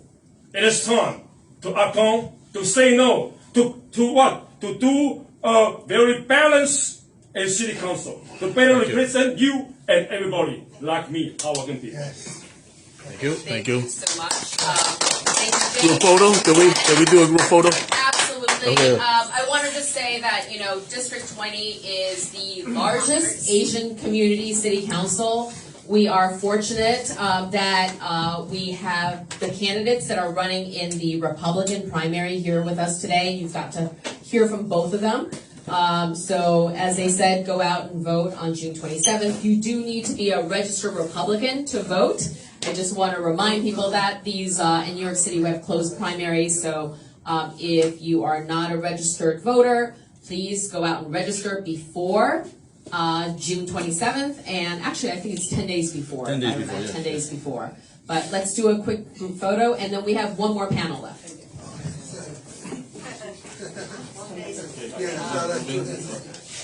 Go ahead. Just stand. Go ahead. That's right. Don't worry. Get in. That's fine. Okay.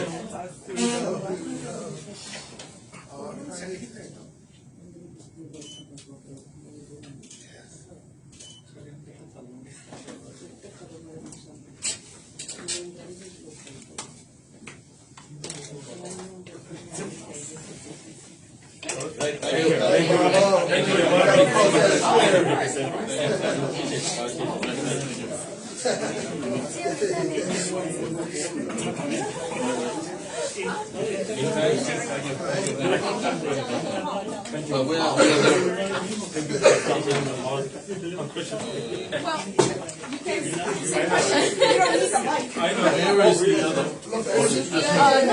Ethan, tell them. There it is. Is Ethan here?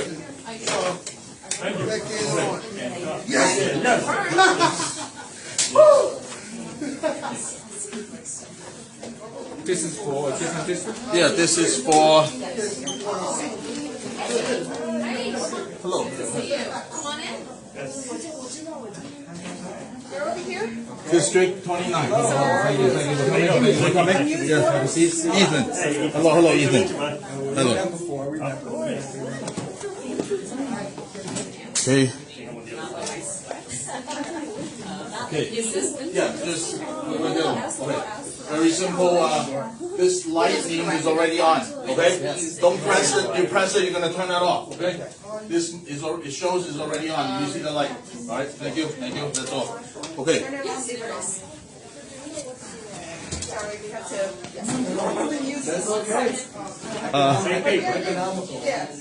Okay. Amy, use this.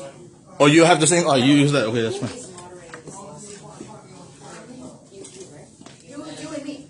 Okay. All right.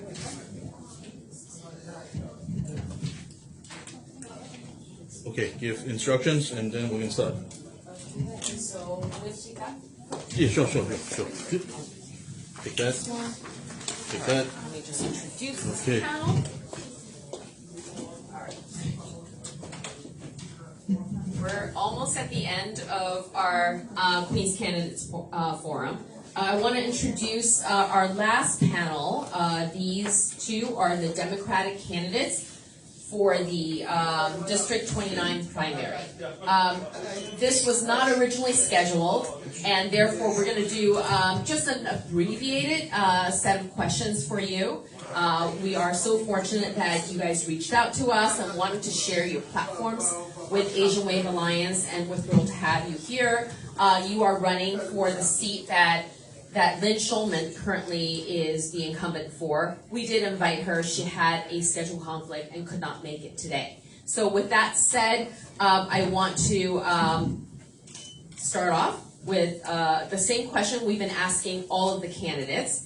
And we're going to go Ethan and then Suki, and then we'll just alternate for the 5 questions we have today.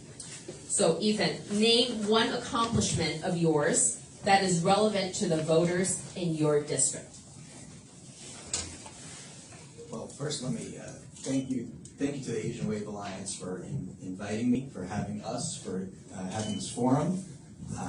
It's a pleasure to be here. I think these forums are so important, and it's so critical that we have these conversations and the candidates take the time to attend. I'm Ethan Felder. I am running in District 29. I grew up in Forest Hills. I'm a labor lawyer by training. And I would say, when I speak to folks all around the district, public safety is really important to them. And one of my accomplishments was being instrumental in shutting down what was the Umbrella Hotel in Kew Gardens, which was attracting all sorts of crime and really making life miserable and making residents fearful in Kew Gardens. And that was a protracted fight that took us to in front of Borough Hall, trying to get the mayor to do the right thing. And we eventually got that shut down, and it made life safer for folks in Kew Gardens.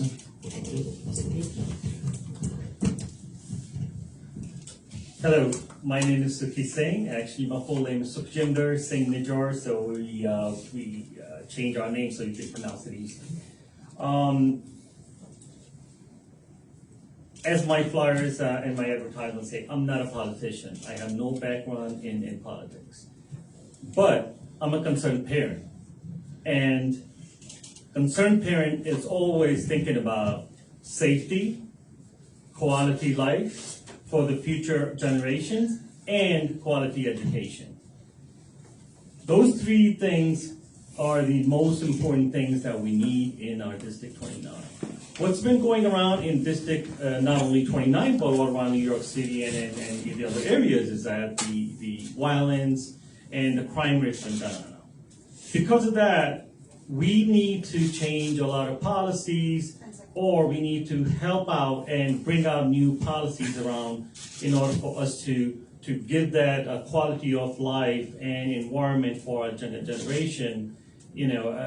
We just need to do that. We need to step up and hold our politicians accountable, because just because they are there and they want to occupy the seat and not really do anything about it, it's not the way. You need to have your voice heard. Thank you. You'll have a few more questions to share your thoughts. So Suki, you're going to be first on this question. It's a very general one. What is your vision for District 29? You have 90 seconds now for the questions. I grew up in District, right next to 29. It's Briarwood. I've been there for about 27 years. Richmond Hill, which after census just got added on to our District 29, that's where basically all of my local community is. When I say my local community, it's not the one that looks like me only, but where I hang out, where I have my other small business, or even where I associate with other organizations to hold any events, to produce or to give out social services to the local community. Basically, the people who live next to you, or the one that who are your neighbors are your community. So Richmond Hill, Kew Gardens, and Forest Hill Regal Park are the area where we hang out. And we not only hang out just to pleasure, just for the pleasure, that's where our small businesses are. And there's a lot of things that need to be brought changes about. And that's where I'm running in District 29, because safety, not only the quality of education, again, I'm going to be, going as a broken record, because I strongly believe that quality of education, quality of life can bring best in people. And that's just basically everyone's need, a local constituent, that's what they see.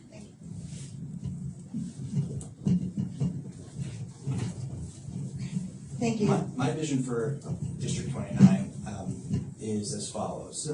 We need quality education. We need fully funded schools. We need to reduce class sizes. We need to do something when we have schools that are at 120% capacity in the northern part of District 29. We need to invest in our parks. We need to make sure that 1% of the city budget is going towards our parks and our green spaces. It's especially acute in Richmond Hill, where I've been walking the district. We need tree-lined streets when we're thinking about doing something about climate change.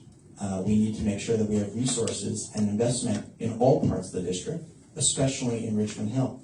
It cannot be overlooked. We need public safety. We need to make sure our police are properly resourced and funded. We need to make sure that we're holding wrongdoers accountable. We need to make sure that there is the right programs in place to make sure there's economic opportunities so that people don't fall into the conditions that lead to crime. We need to make sure that we're addressing our affordability crisis facing our city in terms of affordable housing. About a third of the renters in District 29 are paying 50% or more of their household income to make rent. We need to make sure that we have city in a district so that working and middle class families can stay here. That's my vision for District 29.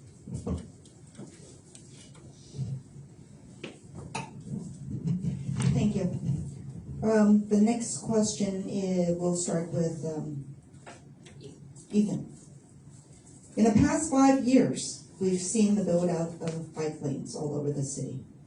New lanes have popped up throughout Queens but are lightly used. Do you support removing such bike lanes that don't get too much use? So I agree entirely that we need to we do make efforts to enhance the usage of the bike lanes. And a lot has been invested to put them there. There was a whole lot of contention about whether they should be put there, whether they are fit for the community along Queens Boulevard and Forest Hills. I myself, I think that there is a lot to be said about making sure that we have green and green-friendly forms of transportation. But they need to work for each community. In Forest Hills, there's a lot of elders and those who are car dependent, and it doesn't take a whole lot of looking to see that these bike lanes are not being used a whole lot. So I think we need to have an open mind about how we're using at Queens Boulevard, what comes.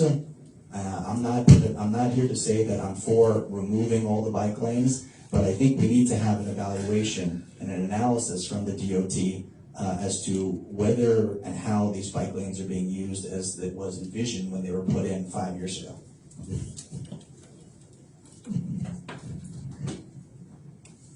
Bike lanes are great to have,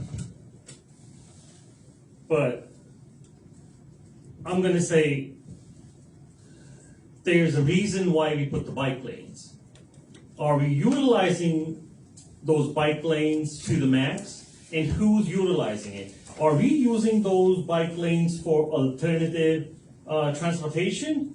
Or are we using those bike lanes for pleasure, like having our kids taking the bike to the park, or us using it to go to school maybe, or college, or even after for the exercise reasons? So do we really need bike lanes right next to Queens Boulevard, for an example? That opinion could be, that opinion can change with the individual, with experience, obviously. But having bike lane right next to moving cars on 20 or 25 or 30 miles per hour, it's probably not safe. Having those bike lane doors are not being used that often should be removed, in my opinion. And I am going to be advocating for that those bike lanes need to be also made safe. Maybe have a barriers right next to on the right side where the cars are moving side as well. Thank you.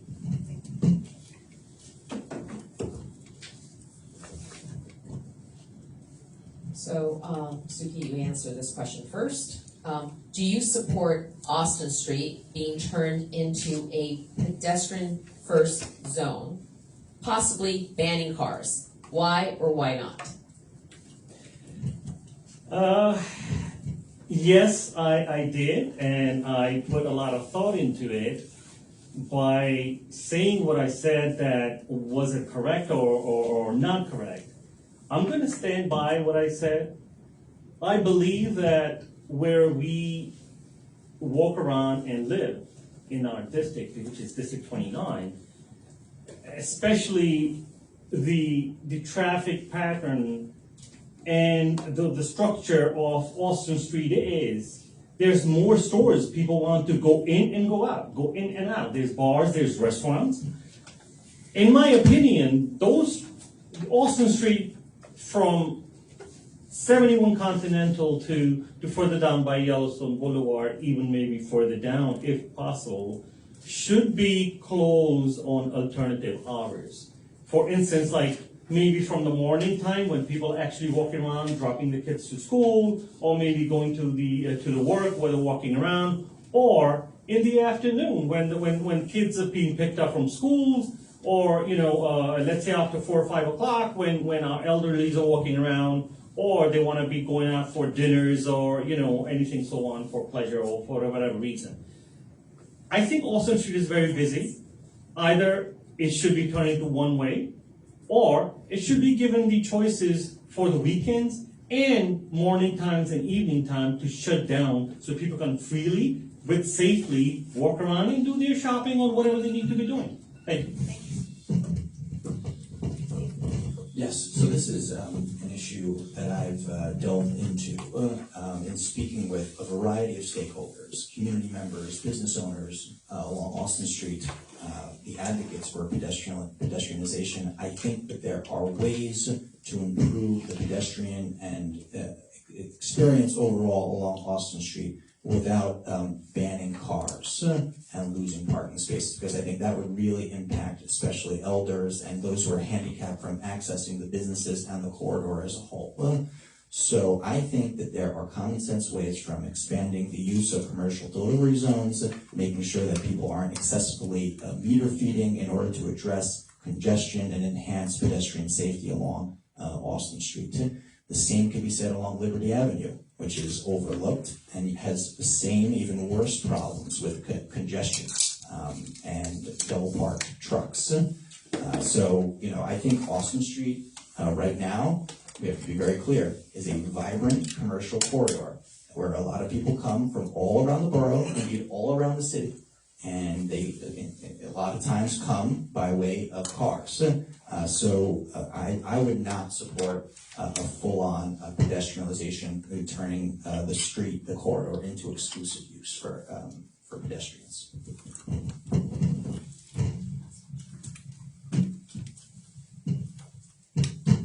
Thank you very much to the two of you.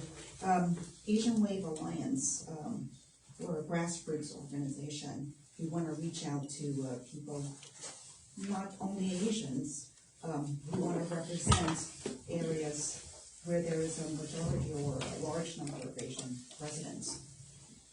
Last question. What makes you the best candidate to represent the Asian community in this district? We'll start with, and please. Well, I appreciate the question. I think that I've shown myself to be someone to be an initiator of action on behalf of the Asian community when it came to moments of tumult and bringing the community together, when we saw incidents of anti-Asian hate taking place around our country and in District 29, and saying that this is not who we are, and giving a platform to Asian parents and Asian residents to speak out and talk about the real problems with bullying in our schools and other abuse and harassment that takes place that is often unreported to police, and that we need to do better as a city. The same would happen when the delivery man was murdered, and Dong Hui and I put together a visual to allow his widow to call for justice in front of our city. That's the sort of proactive leadership that we need right now, that I think that makes me a candidate worthy of consideration from the Asian community. It's always hard to talk about yourself, I guess. I mean, you rather let everybody else to do that. But since this is a question, I'm going to go back to last 15 years. From last 15 years, I've been serving as a community activist from Richmond Hill to Long Island City, Belrose, Kew Garden, and England Forest Hills to some extent. Corona started. Before Corona, there was something else. In Corona time, I'm just going to go very recent. Corona time, we served over 150,000 meals to hospitals or to shelters or whatever was needed.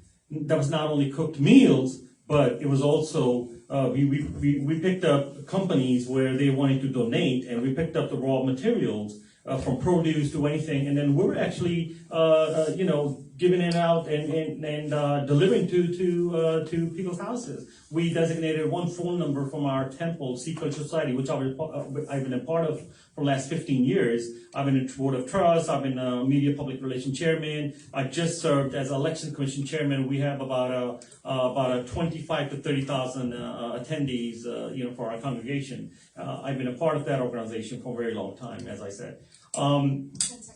From serving in Corona or hate crimes that took place in Richmond Hill that we advocated, and we brought all the social media from social international news channels to CNN, Al Jazeera covered us for and I took initiative to make sure that those perpetrators were actually caught. And we deployed all those local social services as if it was Melinda Katz at the DA's office, we got the results in 2 days.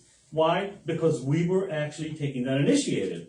And what we did for those few days, we actually, that's what I'm also running as, that advocating our local community, not only relying on law enforcement. I'm, by the way, pro law enforcement. My own first family member is a police officer for the last 22 years. My wife, she's a public school teacher from the last 7 years. And, raising 3 kids. Thank you. But, all right, I guess my time is up, but I'm going to say that, the rest of the information that you need, you can go on our website at sukisingapore.nyc.com. Thank you. Great.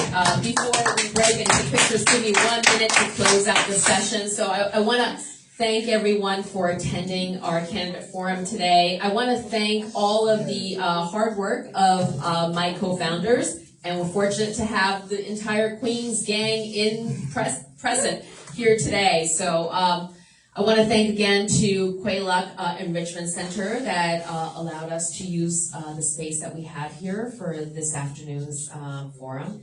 And again, it's been a pleasure hosting the candidates, and the last one being Ethan Felder and Suki Singh. Good luck to both of you. The Democratic primary for District 29 will be on June 27th. For registered Democrats, and I believe early voting will start 10 days beforehand. So thank you for attending. Good luck, and let's do some group pictures. And I think we're done for the Facebook live stream. Thanks so much for watching.